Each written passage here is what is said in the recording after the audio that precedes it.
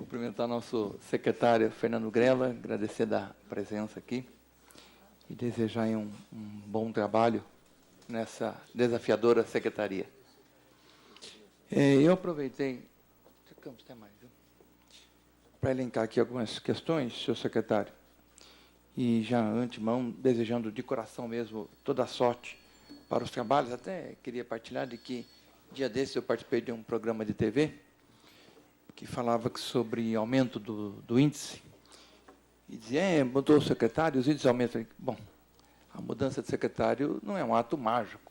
O secretário entra e precisa de um tempo, porque tem todo um trabalho para você executar.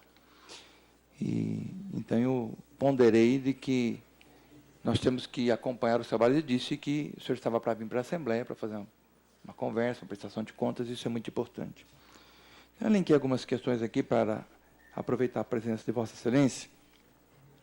E uma delas, eu quero reiterar o pedido que já foi feito aqui, com relação à Lei Complementar 1151, porque o artigo 26 da Lei 1151, ela fala da criação de um grupo de trabalho.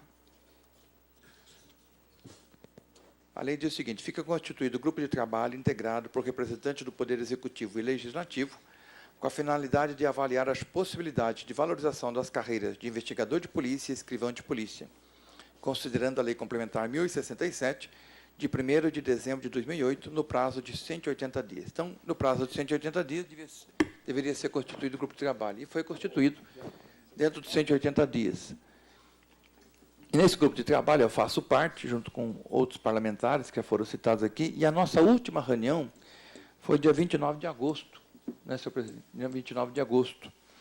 Inclusive, tinha a presença da delegada Rose, e eu gosto de anotar o que as pessoas vão falando, e tem uma fala dela seguinte: garanto que chega até o final deste ano um projeto de lei. A lentidão é por conta da queda da arrecadação. Mas nós estamos já em março, né, quer dizer, e nós somos cobrados corretamente pelas entidades e não sabemos mais o que responder, porque há necessidade de ser enviado a esta casa um projeto para este grupo de trabalho, fazer a avaliação e depois tornar um projeto de lei, né? Então, eu queria pedir, em nome de todos os parlamentares, todas as entidades que estão acompanhando esse trabalho, que o senhor dê uma atenção sobre essa questão que está pendente. A outra questão, eu queria aproveitar, senhor secretário, esta semana eu fui procurado pelo prefeito de Joanópolis, pela Câmara Municipal de Joanópolis, e Joanópolis é uma instância turística. E o índice de violência, como aumentou muito, inclusive com explosão de caixas eletrônicos, e sucessivos, né? Um depois, logo em seguida, novamente, né? Eu expliquei para eles que faço parte da Comissão de Segurança, que o senhor estaria para vir aqui, e que eu os avisaria na oportunidade. Então, eles estão aqui conosco e gostariam de protocolar com o senhor e também com o presidente da comissão. Uma carta é do nosso prefeito, doutor Adalto Batista de Oliveira, e o outro é da Câmara Municipal, assinado pelo vereador Daniel Augusto. Se me permitir, eu queria protocolar com Vossa Excelência, porque, embora a questão da segurança tenha que ser vista como um todo, é evidente que, quando algum ponto se destaca, uma atenção especial e mais rápida tem que ser dado ali. A outra questão, eu sou da cidade de Jacareí, portanto, da região metropolitana do Vale do Paraíba. Eu queria, inclusive, senhor presidente, dizer que cheguei atrasado, porque hoje foi dia de votação do novo coordenador. E eu e o deputado Hélio Chiboto fazemos parte da região metropolitana. Então, saímos de lá e viemos correndo para cá. Então, por isso que eu não cheguei pontualmente no horário, peço desculpas, mas estávamos lá.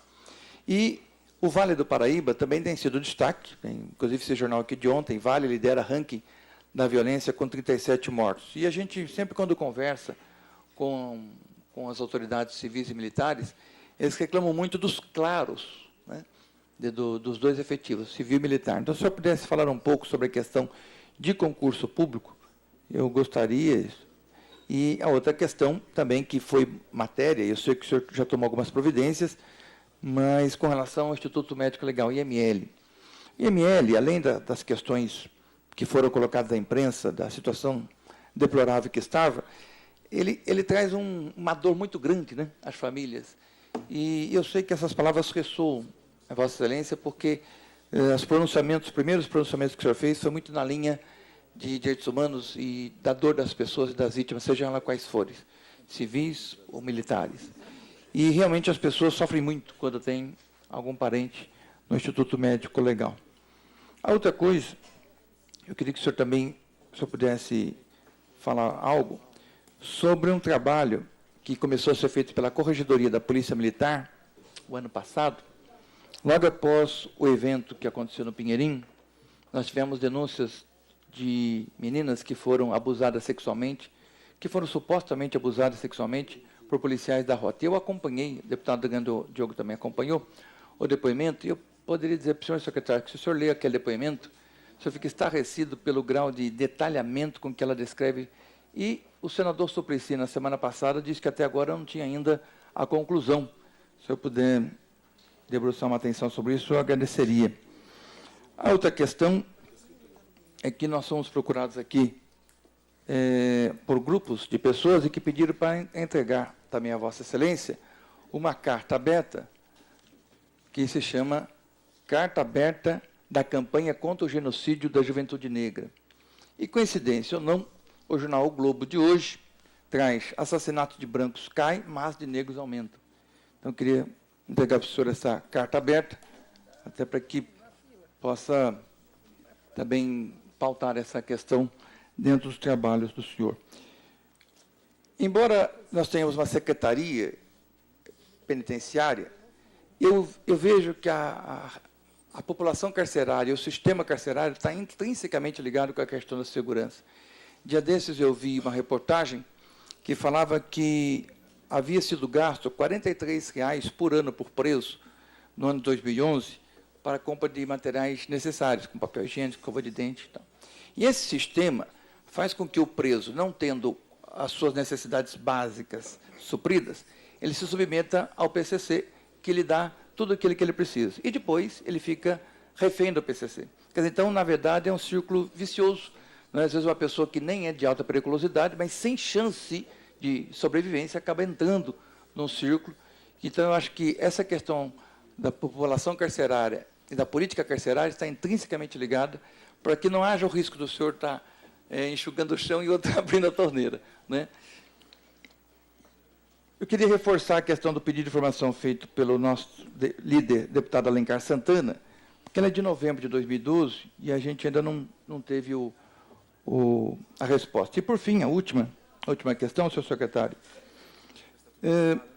A gente vai conversando com algumas pessoas, com as autoridades, e a gente... Olha, eu vi alguns casos que foram, assim, realmente... Poxa, a pessoa não tem jeito, essa pessoa vai ter que ser expulsa da corporação, não é possível que ele fez. Aí eu fui verificar, e a informação que eu tive é o seguinte, claro que eu vou preservar a fonte. Para se demitir um funcionário efetivo, é feito todo um processo de sindicância. Concluído o processo de sindicância, conclui-se pela demissão. Essa demissão, essa portaria, não é publicada. E a pessoa permanece. Aí eu perguntei, mas na sua opinião, por que isso? Cada pessoa que sai é um a menos. Então, fica-se com pessoas na corporação que denigrem os demais, tantos outros que são tão bons. Como isso chegou para mim por fonte que eu posso garantir que é muito concreta, queria que o senhor debruçasse um pouco sobre essa questão da data que a comissão terminou a apuração e a data da efetiva publicação. Porque, se não é publicado, a pessoa não é exonerada, e a pessoa acaba permanecendo na corporação. Senhor secretário, era isso. Agradeço muito a sua presença, vou ficar escutando atento suas considerações. O nobre deputado Marco Aurélio, ele falou também da questão do nível universitário, que é um tema que está na pauta, nós vamos ter que tratar oportunamente. A reiteração, o pedido da liderança, do formulado em 26 de novembro, nós vamos também procurar responder. O senhor mencionou a situação de Joanópolis, o prefeito está aqui presente. É algo que tem nos preocupado. Por que razão? Este tipo de crime ele migra em razão do tráfico. Quando a repressão maior do tráfico, migra-se para esse tipo e outros tipos. E a concentração das quadrilhas tem sido em municípios menores, que o número de contingentes de policiais militares é pequeno, é escasso. Portanto, isso facilita a ação dessas quadrilhas. Nós já prendemos 5 quadrilhas e estamos com algumas outras já em fase adiantada de investigação. O Exército vai participar conosco de um amplo trabalho, o Serviço de Inteligência está conosco, porque nós temos que ter ação não só de investigação dos fatos para prender as quadrilhas, mas de prevenção em relação ao uso de explosivos, que é uma matéria da alçada do Exército, e ele tem o controle das pedreiras e outras empresas que manipulam esse material, além, evidentemente, da intervenção da própria Polícia Federal, como lembrou o nobre deputado Edmir Chedi, muitos desses materiais hoje estão vindo de outros países. Por isso que nós temos o conselho, o grupo gestor, que congrega a agência integrada, para podermos aí compartilhar essas ações, essas informações. Então, isto que eu entendo a sua aflição, nós estamos procurando responder a esses resultados. Né? Ontem mesmo houve uma prisão importante na região de Campinas, de pessoas que eram fornecedoras de armas e munições para essas quadrilhas, e nós queremos crer que aí, em algumas semanas, nós poderemos avançar um pouco mais em termos de repressão e desestabilizar esses grupos que estão agindo nessa modalidade criminosa. E estamos trabalhando numa outra linha, a Polícia Militar está procurando, através dessas reformas administrativas, conseguir um contingente até o segundo semestre de mais 1.600 homens, para que esses grupamentos de 7, 8 homens que tem nas cidades menores seja elevado a pelo menos 11, de modo a permitir que pelo menos 2 estejam patrulhando 24 horas por dia. Claros na carreira de concurso público, nós já falamos que estamos tratando e vamos conversar. O IML tem problemas também.